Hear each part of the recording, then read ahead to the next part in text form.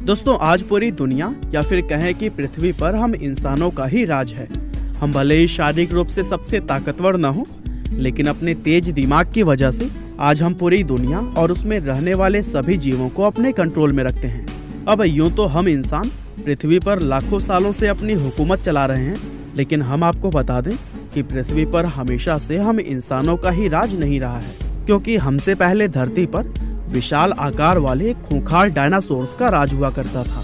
और आज की हमारी इस वीडियो में भी हम आपको यही बताने वाले हैं कि पृथ्वी से डायनासोर्स का अंत और हम इंसानों के अस्तित्व में आने की शुरुआत आखिर कहां से हुई। तो चलिए अब बिना देर किए इस इंटरेस्टिंग वीडियो को शुरू करते हैं।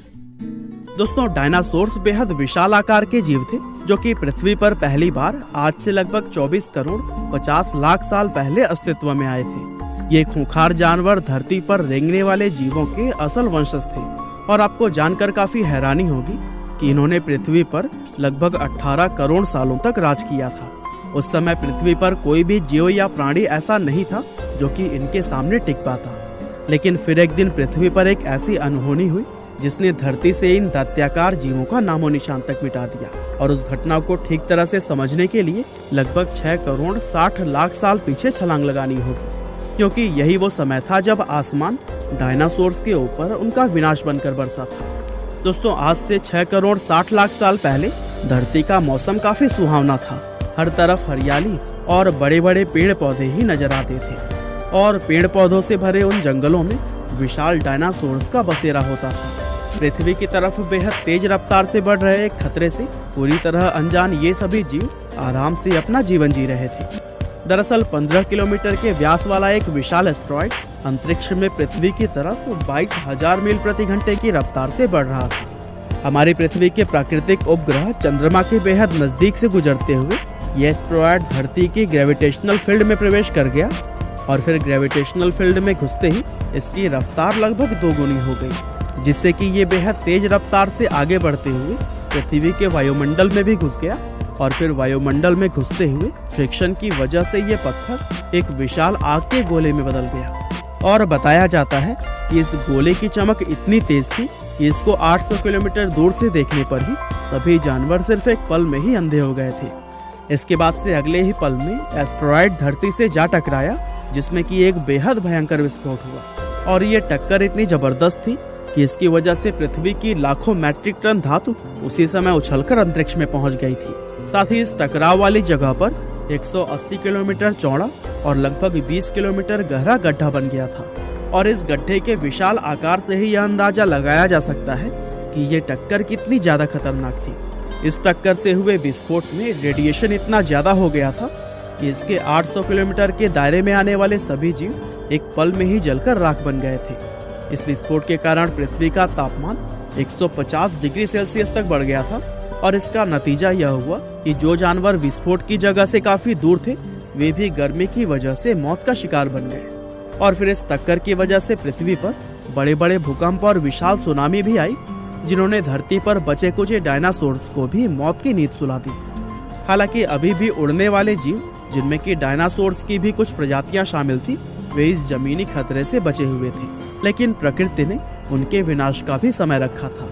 दरअसल टकराव की वजह से जो लाखों मैट्रिक टन धातु ऊपर उछलकर अंतरिक्ष में पहुंच गया था, वह विस्फोट के लगभग 40 मिनट के बाद से आग के गोलों के रूप में धरती पर बरसने लगा। और ये नजारा ऐसा था मानो पृथ्वी पर आग की बारिश हो रही हो। और इन आग के गोलों की वजह से ये उड़ने वाले डायनासोर्स भी जिंदा नहीं बच पाए। इन सब के अलावा धूल का एक बेहद विशाल तूफान अपने साथ मौत लेकर 20,000 किलोमीटर प्रति घंटे की रफ्तार से पूरी पृथ्वी पर फैल रहा था और धूल के ये बादल कई किलोमीटर तक मोटे थे, जिसकी वजह से सूरज की रोशनी का पृथ्वी पर पहुंचना भी नामुमकिन हो गया था। और फिर इन धूल के बादलों के कारण कई सालों तक सूरज की रोशनी पृथ्वी पर पहुंच ही नहीं पाई और फिर इसका नतीजा यह हुआ कि धरती से पेड़ पौधे लगभग पूरी तरह से समाप्त हो गए। इस महाविनाशकारी घटना में पृथ्वी पर मौजूद जीवों की लगभग 75% से भी ज्यादा आबादी पूरी तरह से समाप्त हो गई थी और जो गिने चुने जीव इस महाप्रलय में जिंदा बचे, उनमें चूहे के जैसे दिखने वाले ये मैमल यानी कि स्तनधारी जानवर शामिल थे।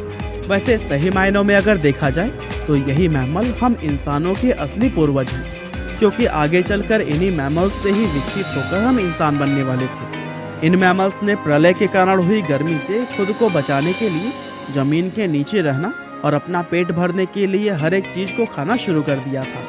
और फिर इस तरह से धरती से डायनासोर्स का अंत होने के साथ ही हम इंसानों के अस्तित्व में आने की शुरुआत हो गई। पृथ्वी पर समय बीतता गया और ये मैमल समय के साथ में अपने आप को विकसित करते रहे।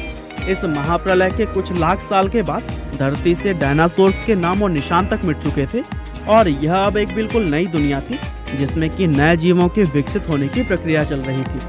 अब ये मैमल विकसित होकर आकार में पहले से काफी बड़े हो चुके थे, लेकिन अभी भी ये इंसानों के जैसे बिल्कुल भी नहीं दिखते थे। आज से करीब 4 करोड़ 70 लाख साल पहले धरती का वातावरण आज की तरह सामान्य हो चुका था। उस समय पृथ्वी का तापमान 24 डिग्री सेल्सियस था और लगभग सभी महाद्वीप खिसकते हुए अपनी अपनी जगह ले चुके थे। लेकिन तभी धरती की टेक्टोनिक प्लेट्स में एक बार फिर से हलचल हुई और फिर धरती के 2 बड़े बड़े टुकड़े एक दूसरे से जा मिले। धरती का ये टुकड़ा असल में भारतीय महाद्वीप था जो कि खिसकते हुए एशिया से जुड़ चुका था और इस टकराव की वजह से दुनिया में एक नई पर्वत श्रृंखला का भी निर्माण हुआ जिसको कि आज हम हिमालय के नाम से जानते हैं। इन विशाल पर्वतों में गिरने वाली बर्फ से ही दुनिया की कई बड़ी बड़ी नदियों का भी निर्माण हुआ और यही नदियां आज दुनिया की लगभग आधी आबादी के लिए पीने का पानी मुहैया कराती हैं। अब धरती तो हमारे स्वागत के लिए पूरी तरह से तैयार हो चुकी थी, लेकिन हम इंसानों को यहाँ आने में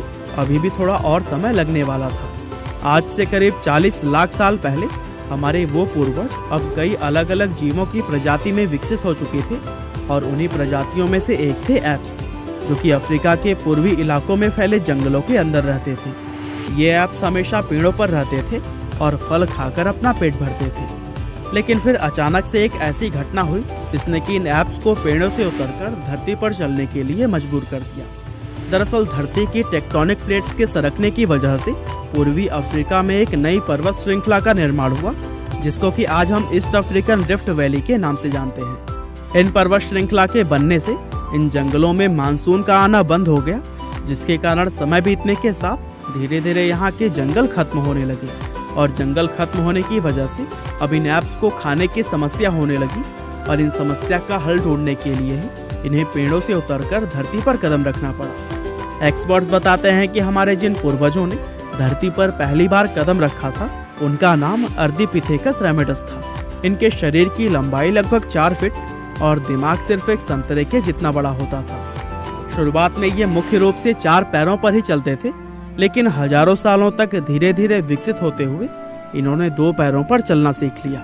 समय के साथ ही इनके दिमाग का विकास भी काफी तेजी से हो रहा था और ये पहले से भी ज्यादा समझदार बनते जा रहे थे। इसी तरह से विकसित होते हुए इन्होंने पत्थर से हथियार बनाना शुरू किया, जिसके इस्तेमाल से शिकार करना बेहद आसान हो गया। और फिर इसके बाद से हमारे पूर्वजों ने आग की खोज की और उस पर काबू पाना सीखा। आग की खोज हमारे पूर्वजों के लिए सबसे बड़ी और सबसे महत्वपूर्ण खोज साबित हुई, क्योंकि आग उनको सर्द मौसम में गर्मी और अंधेरे में प्रकाश देती थी। इसके अलावा उन्होंने अब मांस को कच्चा खाने की बजाय आग पर भूनकर खाना शुरू कर दिया था और इसका फायदा यह हुआ कि उनके लिए अब मांस को चबाना और पचाना पहले की तुलना में काफी आसान हो गया। और पहले उनकी जो ऊर्जा मांस को चबाने और पचाने में खर्च होती थी, अब वो उनके दिमाग के विकास में खर्च होने लगी। और फिर इसका नतीजा यह हुआ कि उनके दिमाग के बढ़ने और विकसित होने की रफ्तार और भी ज्यादा तेज हो गई थी। और फिर इसी तरह से तेजी से विकसित होते हुए धरती पर हम मानवों की होमो इरेक्टस प्रजाति अस्तित्व में आई। और दोस्तों, होमो इरेक्टस ही वो पहले मानव थे जिन्होंने अपनी सुरक्षा के लिए परिवार के साथ और समूह बनाकर रहना शुरू किया था।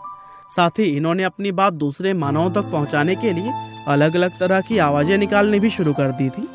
और फिर इसी तरह से धीरे धीरे आगे चलकर हमारे उन पूर्वजों ने भाषा का निर्माण किया। और दोस्तों, भाषा का निर्माण ही विकास का वो आखिरी मुख्य प्रोसेस था, जिसके बाद आज से करीब 2 लाख साल पहले विकसित होकर हम आज के इंसान यानी कि होमो सेपियंस बने। अब चूंकि हम दुनिया में सबसे ज्यादा समझदार थे, इसलिए हमने हर चीज को अपने कंट्रोल में ले लिया और तब से लेकर आज तक इस पूरी धरती पर हम इंसानों का ही राज है। तो दोस्तों, यह थी डायनासोर्स के अंत से हम इंसानों के अस्तित्व में आने की कहानी। ये वीडियो आपको कैसी लगी हमें कमेंट करके जरूर बताइएगा।